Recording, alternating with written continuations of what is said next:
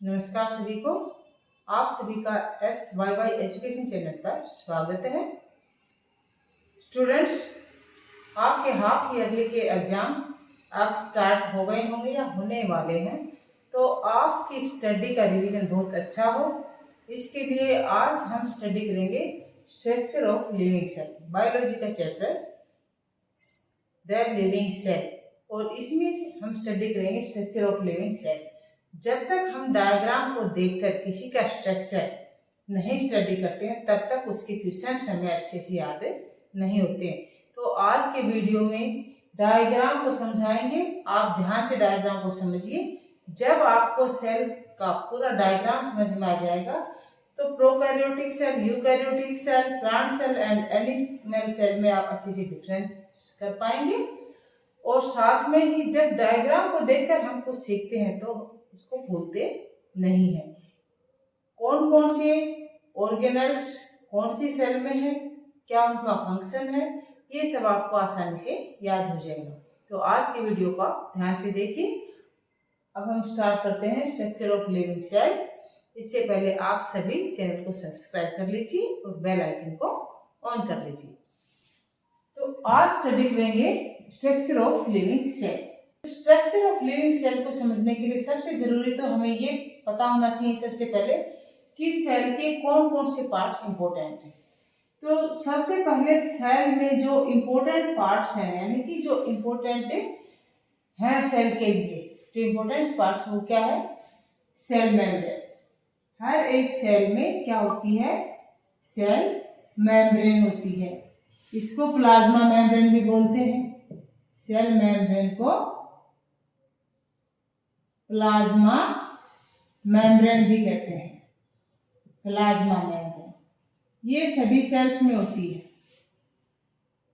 Plant cell में भी होती है, एनिमल सेल में भी होती है, सभी ऑर्गेनिजम्स की सेल में सेल मेम्ब्रेन होती है। दूसरा जो सेल का इंपॉर्टेंट पार्ट है वो है न्यूक्लियस। न्यूक्लियस भी सभी सेल्स में होता है। एंड थर्ड जो इंपॉर्टेंट पार्ट है वह है साइटोप्लाज्म।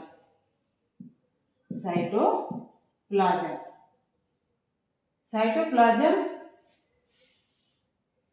थर्ड जो पार्ट है वो है साइटोप्लाज्म।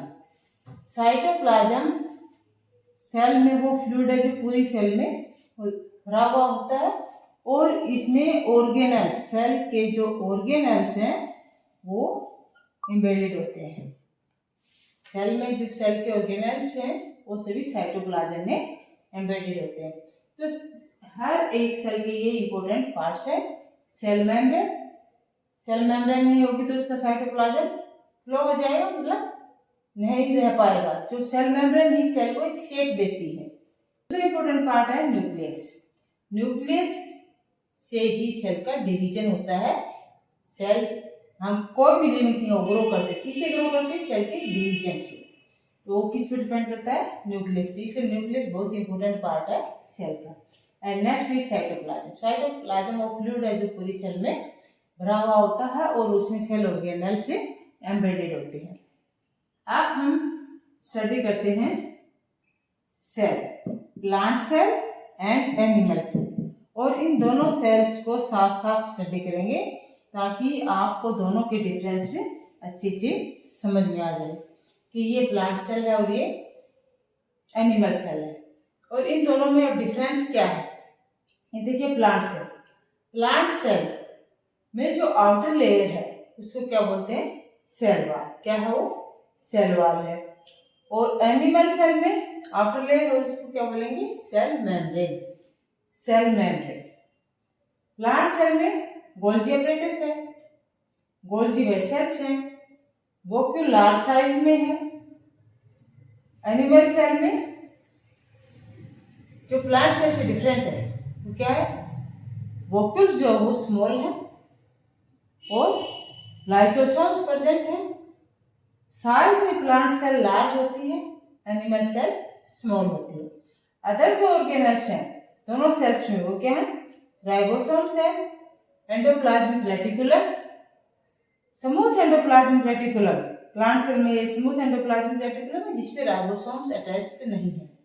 अब एनिमल सेल में देखिए रफ एंडोप्लाज्मिक रेटिकुलम जिस पर राइबोसोम्स अटैच हैं तो उसको हम बोलते हैं rough endoplasmic reticulum.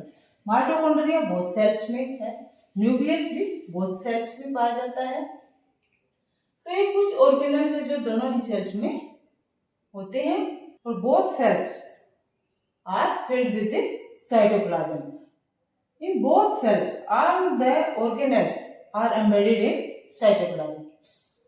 Now, look at the picture and find the organelles which are common in both the cells. कौन-कौन से organelles है जो दोनों cells में common है?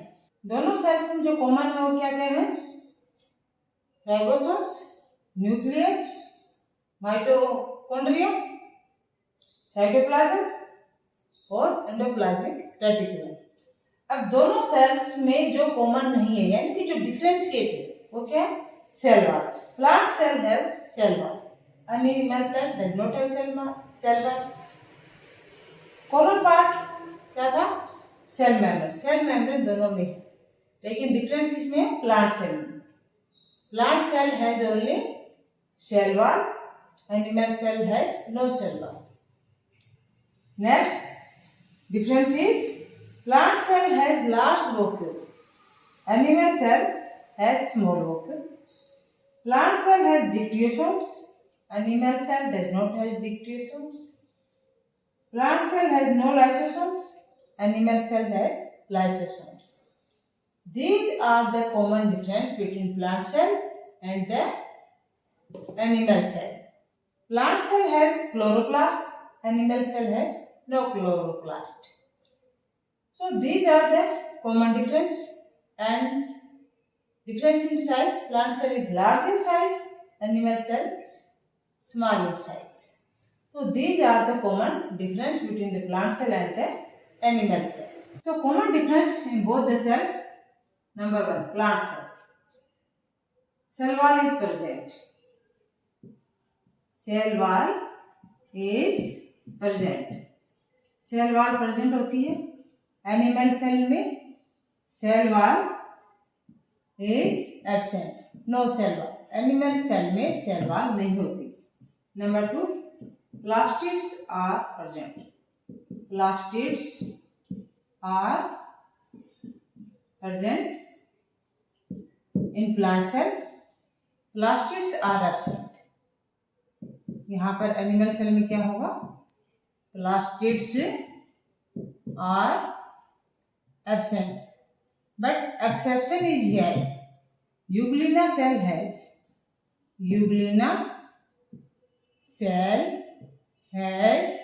plastid. Euglena cell has a plastids. Only Euglena cell has plastid. All other animal cells has no plastid. And third, centrosomes are absent. Centrosomes are absent. Plant cell में centrosomes नहीं होते हैं, centrosomes are present. Animal cell में centrosomes होते हैं, centrosomes are present. Centrosomes are present.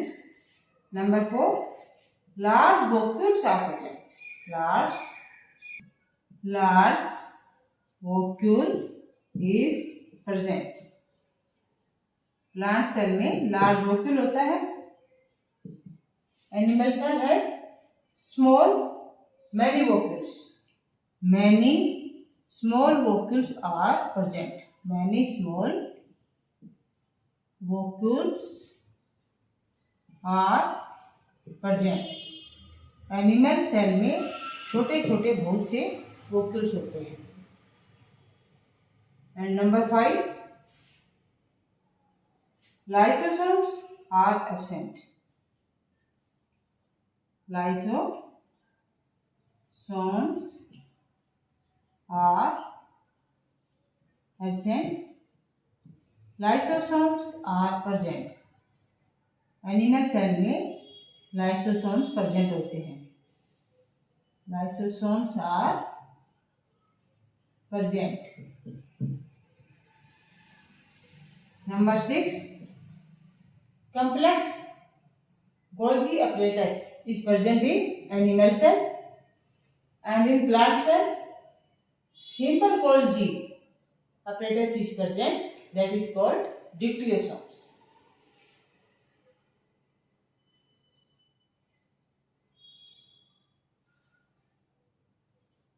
Simple unit of Golgi apparatus. Simple unit of Golgi apparatus present. Simple unit of Golgi apparatus are present, that is called dictyosome. And in animal cells, complex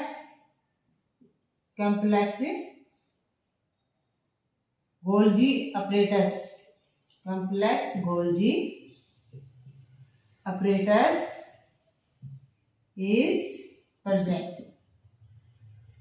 in animal cell के अंदर complex Golgi apparatus होता है, जबकि plant cell में simple Golgi apparatus होता है, जिसको कहते हैं डिक्टियोसोम्स। तो ये the main difference between the plant cell and the animal cell और structure of animal cell with diagram. Video को ध्यान से देखिए, समझिए। सेल के स्ट्रक्चर में, प्लांट और एनिमल के स्ट्रक्चर में कुछ आपको कंफ्यूजन है तो कमेंट कीजिए, आपके कंफ्यूजन को अवश्य दूर किया जाएगा। और नेक्स्ट वीडियो में हम सेल के ऑर्गेनेल्स के फंक्शंस क्या है, इनका स्ट्रक्चर कैसा है, वो सब स्टडी करेंगे, ताकि आपकी इस चैप्टर की जो प्रिपरेशन है वो अच्छी हो। वीडियो को लाइक कीजिए, शेयर कीजिए और चैनल को सब्सक्राइब कीजिए। Thank you for watching the video.